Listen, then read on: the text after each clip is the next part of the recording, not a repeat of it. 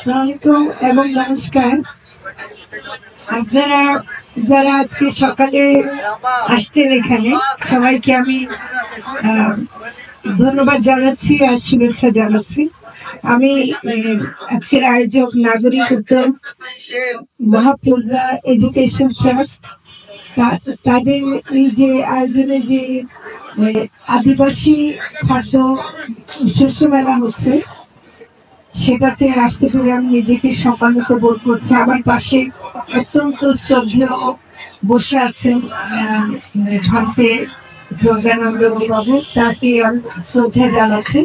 এবং সাকুমণি বৌদ্ধ বিহারের এই জায়গায় এই যে মেলাটা হচ্ছে গত 3 বছর ধরে আমি যা শুনলাম, এইটা কিন্তু আমাদের একটা পবিত্র একটা জায়গায়, একটা এমন জায়গা যেখানে আমরা নিজেকে খোঁজার চেষ্টা করি, বোঝার চেষ্টা করি। সেরকম একটা জায়গায় এরকম বিষয় নিয়ে যে খাদ্যের কথা আমরা বলছি, খাদ্য তো শুধু খাদ্য না, মানে আর অনেক সংস্কৃতিতে, বিশেষ করে সাধকদের সংস্কৃতিতে খাদ্যকে খাদ্য বলে না, কারণ খাদ্যটা একটা বাজে শব্দ, মানে ভক্ষণ করা। আসলে এটা বলে যে শরীরের সেবা করা।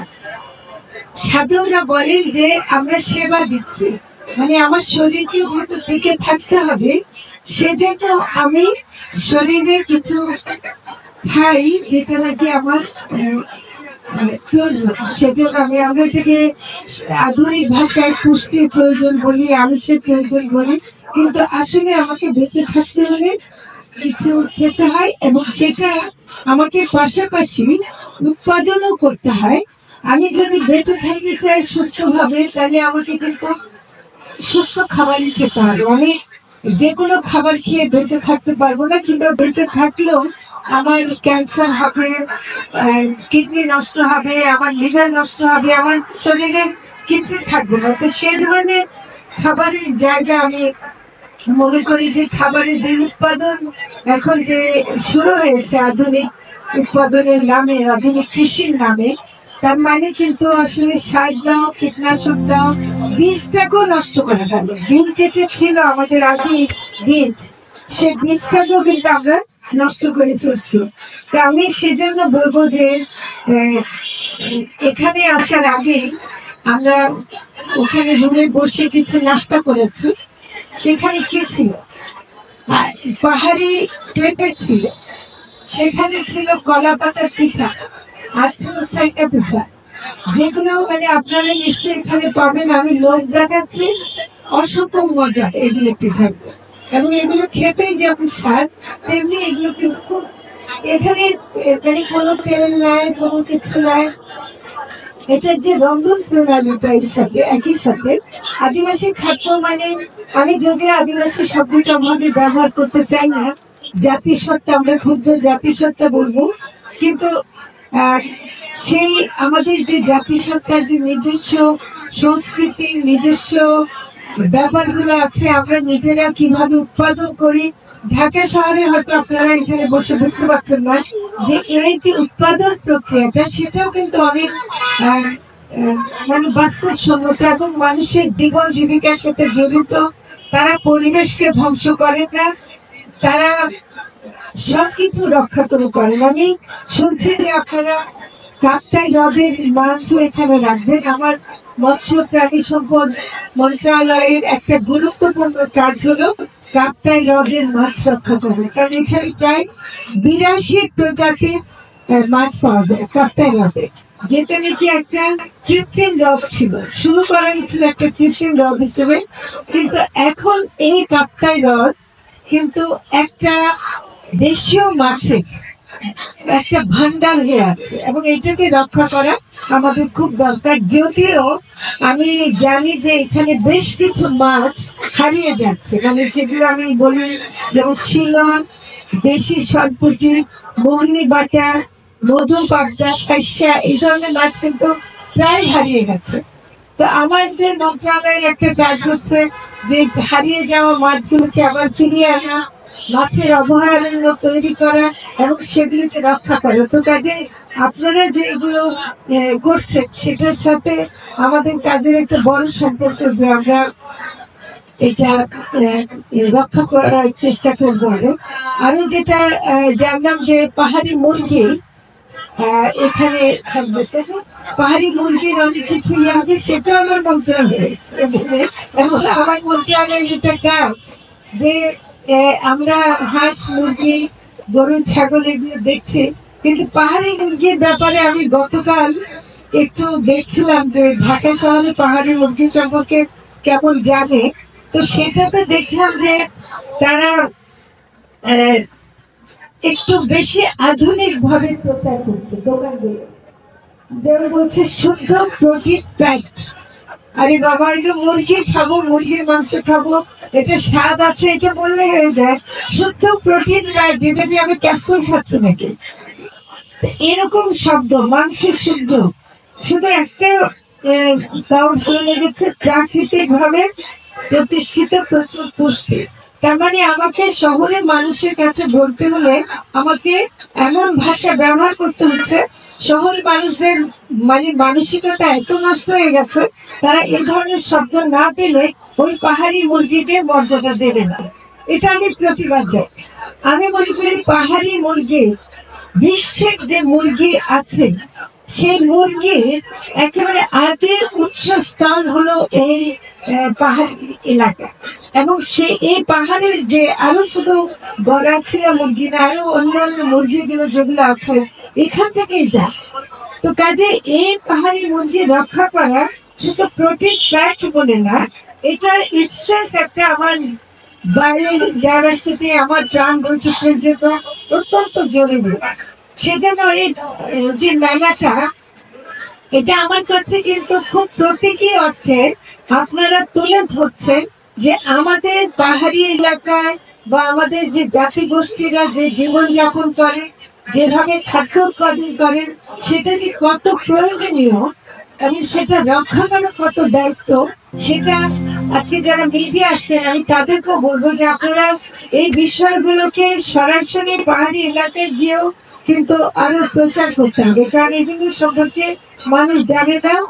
পাহাড়ি এলাকায় মানুষ যায় টুরিস্ট হিসাবে, টুরিস্ট হিসেবে গিয়ে হয়তো কিছু খায়, কিন্তু টুরিস্ট হিসেবে বোঝা এবং দেশের নাগরিক হিসেবে এর প্রতি কর্তব্য বোধ করা আলাদা জিনিস। আমাদের বাংলাদেশের প্রতিটি নাগরিকের দায়িত্ব হচ্ছে আমাদের পাহাড় এবং অন্যান্য যেখানে আমাদের জাতিগোষ্ঠীরা আছেন, ক্ষুদ্র জাতিগোষ্ঠীরা আছেন, তাদের যে সাংস্কৃতিক ভাবে যে খাদ্যগুলো আছে সেগুলোকে টিকিয়ে রাখা। আমি একটু দুঃখের সাথে একটু বলছি যে পাহাড়ি এলাকায় তামাক কোম্পানি কিন্তু খুব গেছে। পাহাড়ি এলাকায় তামাক কোম্পানি গিয়ে ওদের যে জুম চাষের জমি এবং অন্যান্য জমিগুলো সব নিয়ে তামাক চাষ করছে, এবং তামাক চাষ করতে গিয়ে যে ব্যাপক খাদ্য উৎপাদনের ক্ষতি হচ্ছে সেটা কিন্তু আমরা তুলে ধরা দরকার। এবং পাহাড়ি এলাকায় তামাক চাষের উপর নিয়ন্ত্রণ আরোপ করা দরকার। এবং রাবারও যাচ্ছে, রাবার শিল্পটা ওখানে গেছে, যত এক্সোটিক মানে ক্ষতিকর, এটাকে বলে ক্যাশ ক্রপ। এটা ক্যাশ, এই ক্যাশ বিষ ক্যাশ আমার দরকার নেই। যে ক্যাশের মাধ্যমে বিষ উৎপাদন হয় সেই বিষের তো আমাদের, সেই ক্যাশের তো আমাদের দরকার নাই।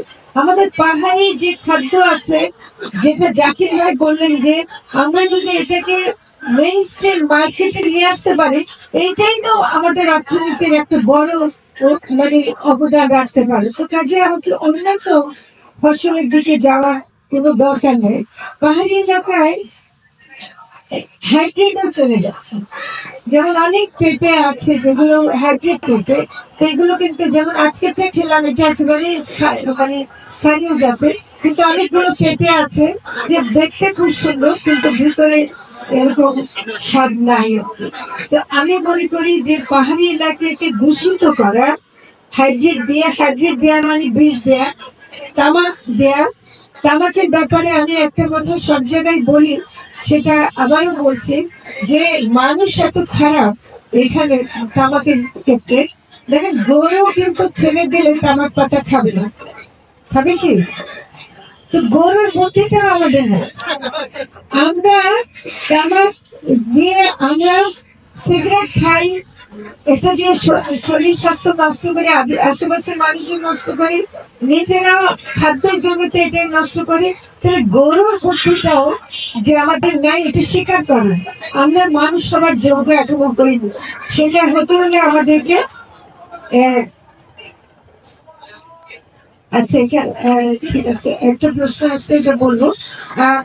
সেটা আমাদেরকে রক্ষা করতে হবে। তামাক চা সেখানে কমাতে হবে। পুরো যদি বন্ধ করতে নাও পারেন, আমার মনে হয় যে যেখানে যেমন হালদার নদী আমি মনে করি।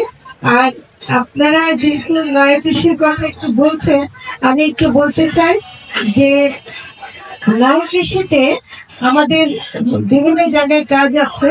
আমাদের প্রায় বর্তমানে ২৫০০ জাতের ধানের সংগ্রহ আছে, ২৫০০ জাতের ধান।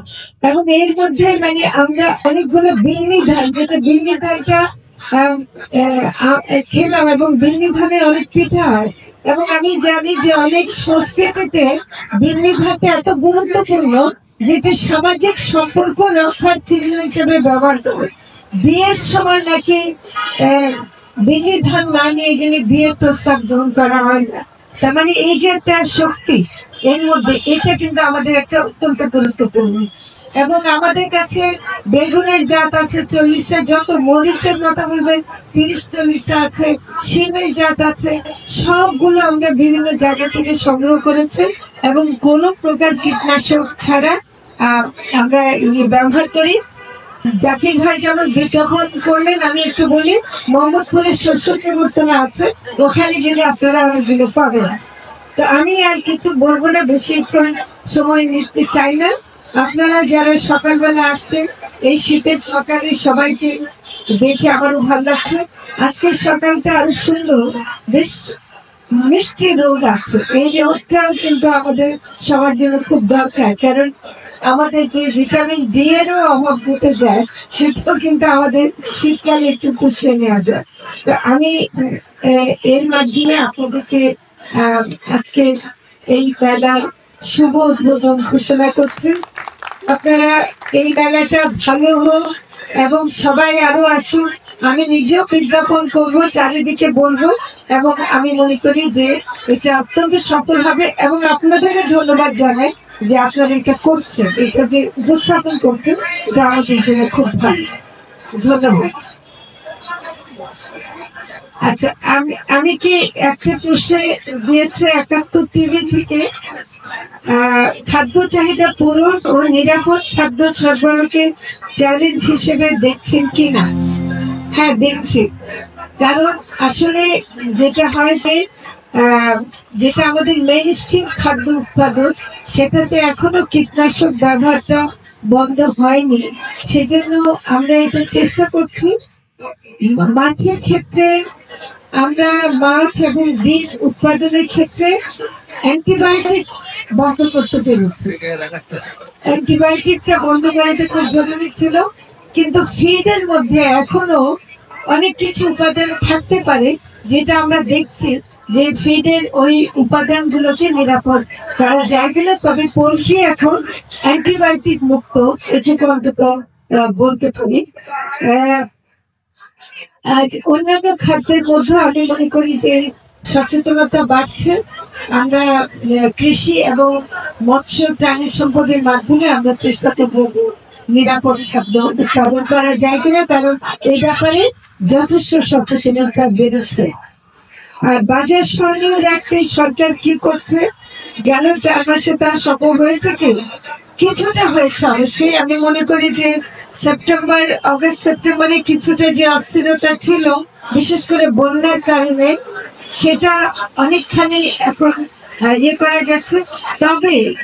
তবে এটা আমি বলবো, মিডিয়ার জন্য বিশেষ করে বলবো, সিন্ডিকেট এখনো আছে বাজারে। সিন্ডিকেট যে কারণে উৎপাদনকারীও টাকাটা পায় না, আবার ভোক্তা বেশি দামে খেতে হয়, কিন্তু মাঝখানে হাত বদলের মাধ্যমে যে দামটা বাড়ে, সেই দামটা কিন্তু এখনো বাড়ছে। সেটা আমরা চেষ্টা করছি এটাকে বন্ধ করার জন্য। তবে এটা মিডিয়া আমাদেরকে এই ব্যাপারে সহযোগিতা করতে পারে। ধন্যবাদ।